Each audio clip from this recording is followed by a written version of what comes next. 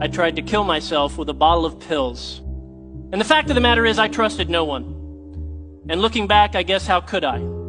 From the time my parents left me, to the time another foster kid raped me, to the time I was bullied so bad, I genuinely could not fathom a world where I could trust anybody. So fast forward, here I am, 14 years old, and entering my umpteenth foster home. I was a veteran at this whole sort of getting kicked out of one home, moved to the next. You meet these people who were like literally complete and total strangers 10 minutes ago who are now apparently your mom and dad. You know, kids don't take candy from strangers, just move in with them.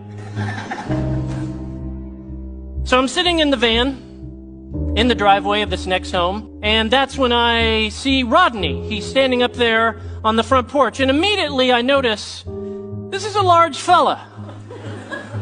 He's 6'5", he's 350 pounds, and as a 14-year-old boy, I couldn't help but notice when he's turned to the side like that, he's shaped like a lowercase b.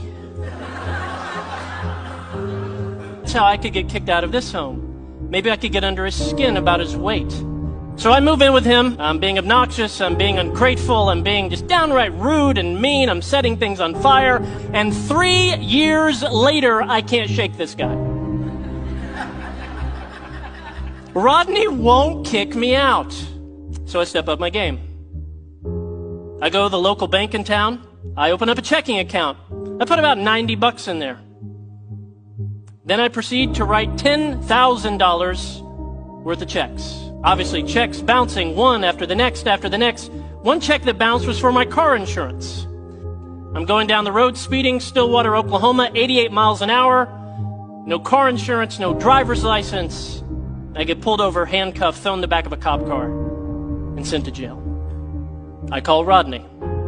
Like, Rodney, I'm in Stillwater, I'm in jail, I'll tell you the whole thing when you get here. Can you please come bail me out tonight? He said, I will come bail you out, but not till tomorrow.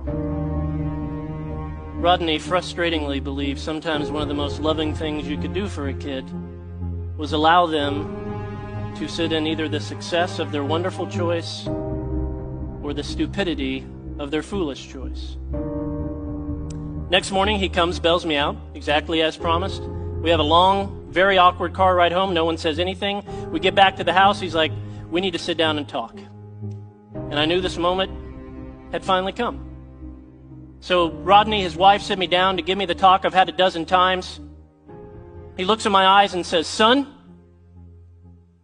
you can keep causing problems. You can keep trying to mess up. You can keep pushing us away. You can keep trying to get us to kick you out of here, but you've got to get it through your thick head, son. We don't see you as a problem. We see you as an opportunity. And in that moment, all my skepticism came to the surface. And I thought, what a cheesy, stupid thing to say to a 17-year-old kid.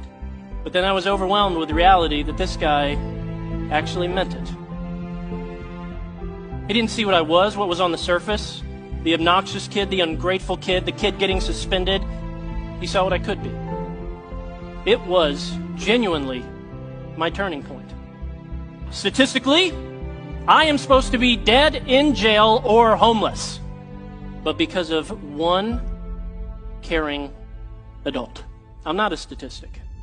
Every kid is one caring adult away from being a success story. Every child who winds up doing well has had at least one stable and committed relationship with a supportive adult. My friend and mentor, Reggie Joyner, taught me to think about it this way. In this jar are 936 marbles. Each one of these marbles represents a single week from the birth of a kid until that kid turns 18 years old. So, if you know a 9-year-old, you've only got 468 marbles, or weeks, however you want to look at it, remaining. You know a 16-year-old? You got 104 marbles remaining. Right here, we are looking at time. In fact, you're looking at all the time or all of the weeks you have left to influence this kid, or this kid before they turn 18 and begin making critical life decisions without your presence.